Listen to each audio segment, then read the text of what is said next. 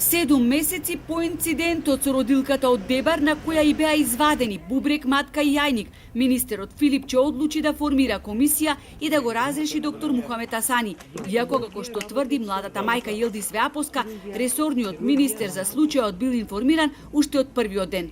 По извештајот со кој лекарската комора го амнестира од одговорност струшкиот гинеколог Асани, бидејќи стручниот надзор покажал дека немало пропуст во лекарската интервенција под притисок на јавноста и институциите, како Хелсиншкиот комитет за човекови права, формирана е нова 5-члена комисија. Ја сочинуваат директорите на клиниките за гинекологија, урологија и карил, потоа директорката на Државниот здравствен и санитарен инспекторат и правник од Министерството за здравство. Нивна задача е да направат уште една анализа, но јавноста бара итно расчистување на случајот.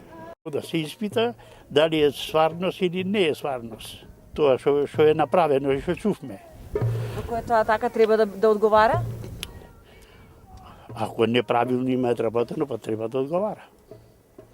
Ако има неправилно работено, тој е човек, не е и животина да треба да одговара. Тој треба да се одговара, нема што. Да зешти бубрези, органи, тие работи. И го прете? Да, тоа е да. Тоа го прете. Тој што е правичен, онда ќе се обясни на мостот. Зборување има колку сакаш, меѓутоа реалноста не ја знам воопшто. Затоа не знам што би рекол. Човечки живот е тука. Упропастија најважните органи ги извадува. Треба да се преземит мерка. За све треба, не само за тоа. Ој чекаш на ред таму, ој контрола да правиш било каде во Македонија, по 300-400 луѓе куплирај. Наместо ти да се лечиш, можеш да умираш.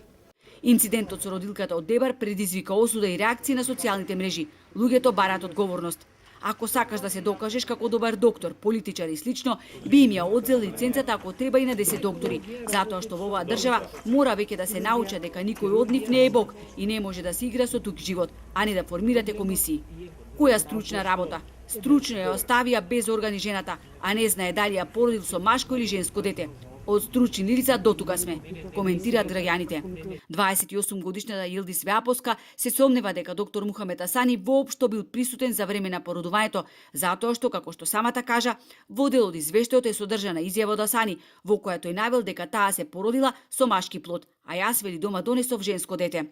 Родилката, која веќе има поднесено кривична пријава против доктор Асани и целиот тим кој за време на интервенцијата бил во операциона сала, вели дека ќе се бори се додека не се обелодени вистината.